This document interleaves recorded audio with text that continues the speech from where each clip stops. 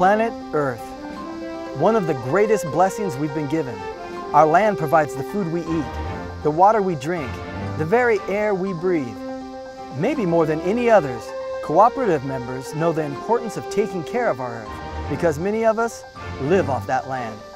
But times have changed since cooperatives first started lighting up the countryside. Our population has grown, cities thrived, industry and technology flourished.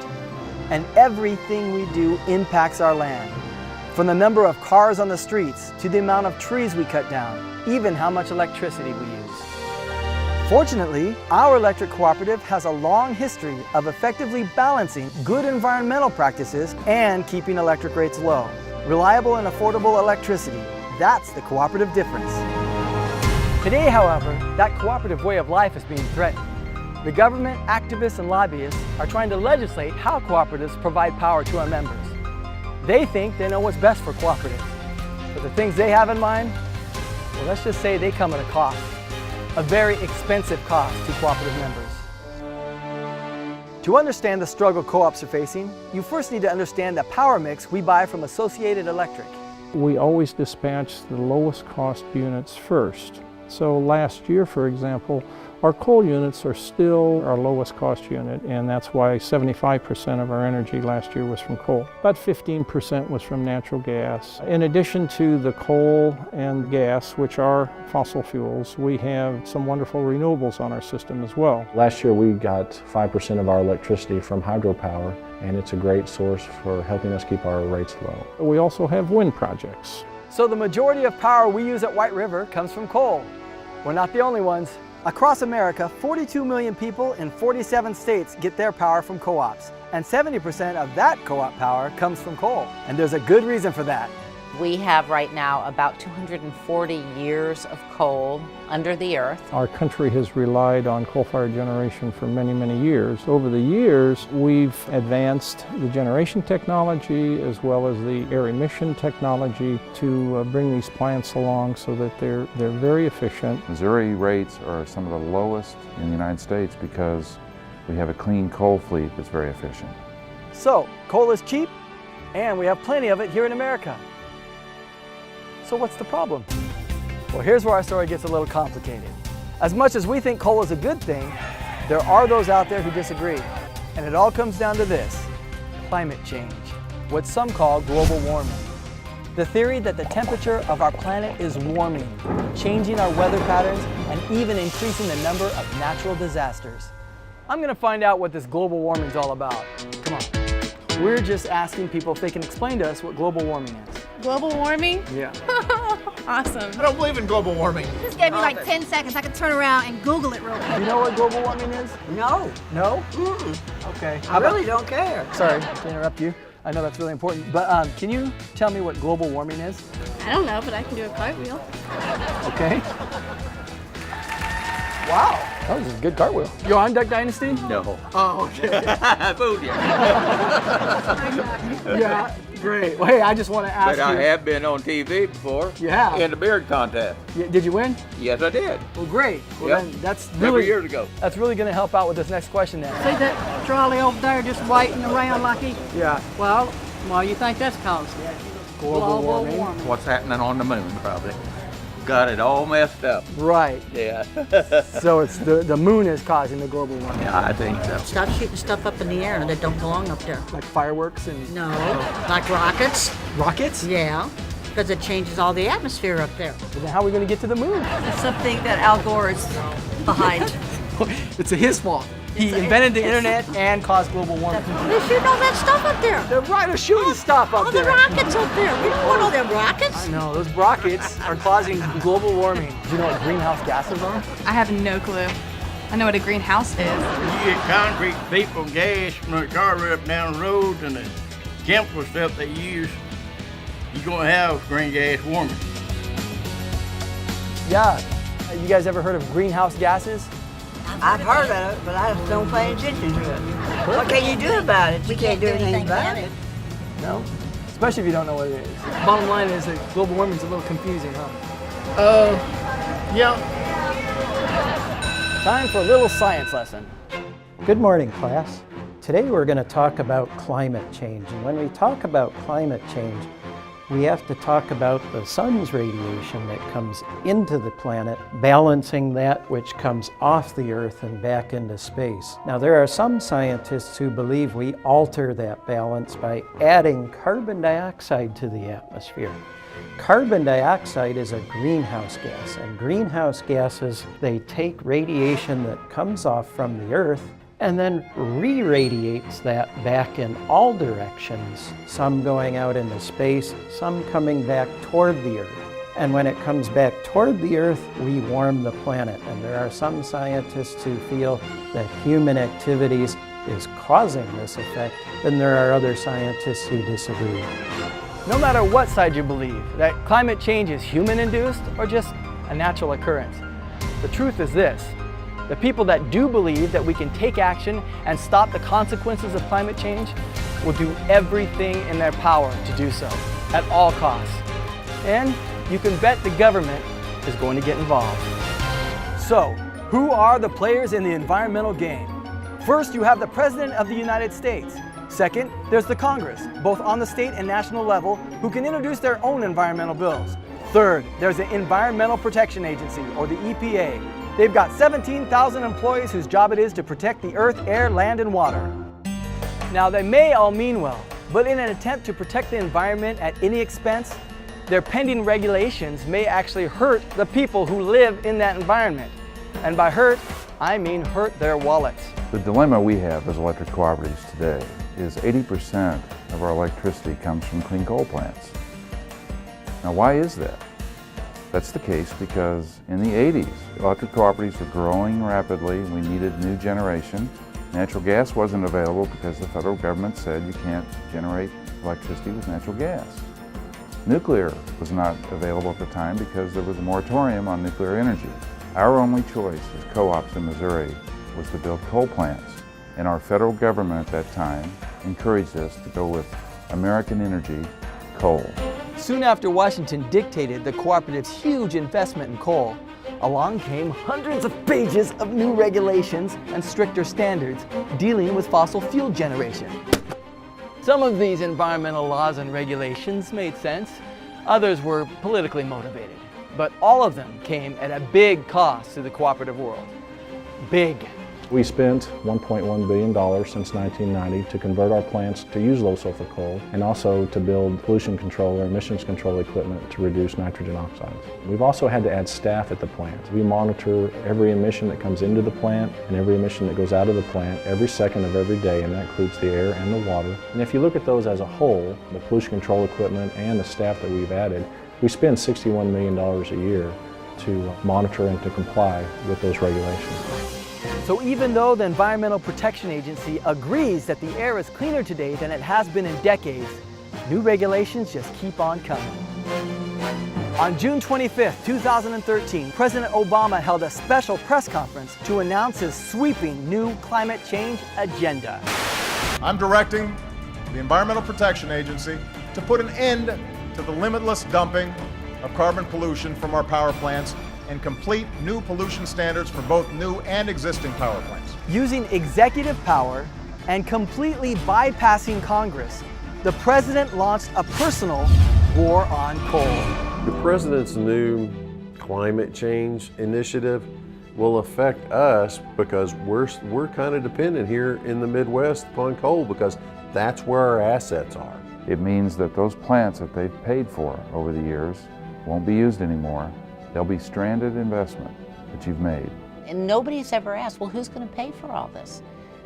And people say, well, the government's going to pay for this. The government is you. It's the people. It's the taxes that we all pay.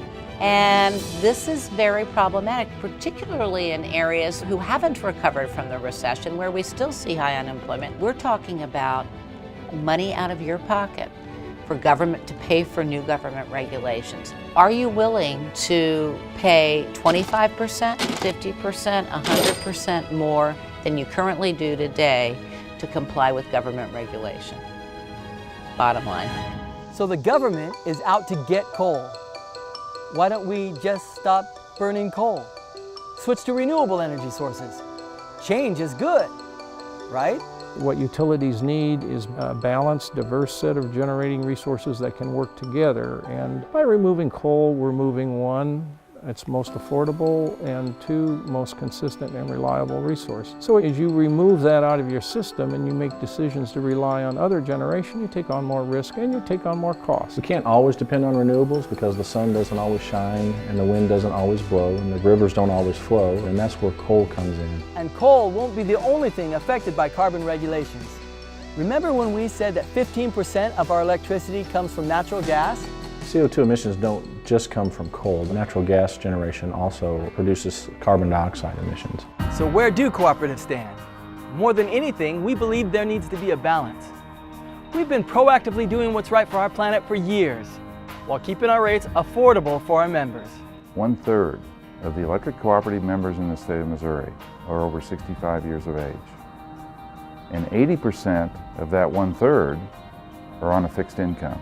The other 2/3 of our electric cooperative members in Missouri are also greatly impacted from any increases because wages in Missouri are lower than the national average. In fact, we're 11% below the average. So any increase is a tougher pill for us to swallow than other states. We believe Missourians should not have to pay more than other parts of the country for climate change legislation just because of how our electricity is produced. Every place is different, and we have to honor regional differences, but we also have to understand that people can only afford so much. We have to be able to weigh and balance efficiency and conservation and the use of renewables with affordability. If you back up and you really look at it, it is a bullseye on about 8 or 9 states here in the Midwest where the energy bills are at such a reduced cost. A lot of states aren't really that impacted by a carbon standard or development of a carbon technology for coal plants because the reality is their state doesn't generate electricity with coal. But in our case, it's going to change the quality of life in rural Missouri. We know that. If this plan goes into place and raises electric rates to the point that we fear, it could change your life. It could force businesses to close. We also believe that federal and state environmental policies need to be realistic. You can't just enact laws before the technology to comply with those laws actually exists. The technology to remove carbon from coal emission is at a very, very early stage, and it is not what we call a proven technology in our industry yet. Honestly, even the president realizes the technology isn't in place yet. We'll need scientists to design new fuels. And we'll need farmers to grow new fuels. We'll need engineers to devise new technologies. And we'll need businesses to make and sell those technologies. And you know, the sad thing is, all these new regulations may not even make a difference. The problem that exists is when we start limiting carbon out into the air, we may be doing it here in the United States, but at the same time we're not burning coal. That coal's being sold somewhere else. It's being sold to China. So today, it's carbon dioxide. Tomorrow, who knows? The regulations just keep on coming. And these potential regulations can actually affect the co-op's ability to access the money needed to comply with new regulations. The National Rural Utilities Cooperative Finance Corporation is a finance company that was formed by electric cooperatives in the 1960s for the purpose of aggregating their need for investment capital. Clearly, emerging environmental requirements are a major issue that we work with when we talk to the people on Wall Street that buy the bonds that CFC sells, because in the final analysis, our electric cooperatives are successful if their members can pay their electric bill.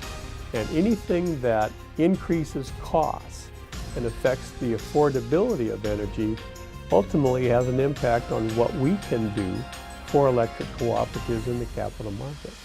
So just when co-ops may need loans to pay for new environmental regulations, it may be harder and more expensive to get that capital. Seriously, enough is enough. What's happening across the industry right now is many companies are choosing to close their coal plants rather than invest more capital in them. They have to ask, what's the situation if I invest hundreds of millions of dollars in an existing plant? Will that plant still be operating 2 or 3 years from now? If those plants are shut down, It has a huge impact on Missouri's economy. There'll be huge job losses, communities will be impacted, and we'll be heading into another recession in the state of Missouri. It just doesn't seem right or fair when we've done what is financially prudent, paid for these assets, have them out there, and all of a sudden we change the rules. We're generating more electricity with far less emissions, and all we keep doing is bleeding our customer pockets dry with more regulations and more tax money. So, it all comes down to this. Decisions are being made right now in Washington, D.C. that will dramatically affect all of us in the Show Me State. Decisions that determine if new businesses choose to open in the Ozarks. Decisions that affect whether you can take a family vacation, whether we can save for retirement, and even whether we can put dinner on the table. So what are you going to do? You're busy, you got carpool, and 2 jobs, and your to-do list around the house is a mile long, and you're just one person. Here's where you're wrong. When all the co-op members come together, our voices are strong and loud. And you've got all the tools you need. A phone, a pen and paper, Twitter, Facebook, and most importantly, a voice. You have a voice. The bottom line is that White River's member owners own the co-op. And if they don't participate in the process, if they don't get involved in what the government may or may not try to do, guess what? Somebody else is going to. Now is the time to gather together, to be prepared, to be educated, and to be ready. When Washington, D.C. tries to legislate our future, we're going to make sure the Co-op Nation is there to be heard. When you come together, if you engage and you make your voice heard, it will make a difference. I've seen it happen time and time again. And that really is the strength of the electric cooperatives. You've got 42 million people standing there with you. That's more people than any other association in the country. White River Valley Electric Cooperative is making it easier than ever before for our members to have a voice through joining the new White River Member Alliance Program, or MAP. This core group of members will volunteer to take a stand for our co-op when we need it most. We're asking you to help remind our elected officials just who they're supposed to be representing. We want to use the Congress to help us get our message across that you can't go very far on this without impacting not only the American economy, but the American people. As a MAP member, we're going to make sure you have all the information you need so that when the Co-op Nation is threatened, you'll be educated and confident to act. It may be something simple like signing your name on a petition, talking about the issues with your neighbors, or just knowing which candidates support cooperatives when you go to vote. We want you to take away from this MAP program an idea of what's actually causing your electric rates to go up and become more expensive, and the results of where regulation could take you at some point. Now, we won't be calling on our MAP members with every new breeze that blows through Washington, but when there are serious issues that demand your attention, that's when White River will put out the call to get involved. We have to be the tip of the spear. The tip of the spear that will go out further than anything else in order to make people listen to what we're saying. As a MAP member, you can help chart the direction our co-op is going. It's free to join MAP, but your involvement is priceless to the cooperative world. MAP is your chance to be more involved with the co-op you own, to have a louder voice. We need you to step up and be a part of the cooperative and be an informed part of the co-op. It says to our politicians, enough's enough. Quit trying to take away the assets that we've put so much money into and leave our electric rates alone. More than 70 years ago, co-ops like White River Valley Electric Cooperative were formed by future-thinking citizens who were willing to take a risk when no one else would, to make sure rural folks got the electricity they too deserved. Today, we're taking a stand to ensure cooperative members keep the reliable electricity we fought for, at a price all of us can afford. The co-op needs you now more than ever before. We need your voice to protect our wallets, to protect our way of life, and to protect our future.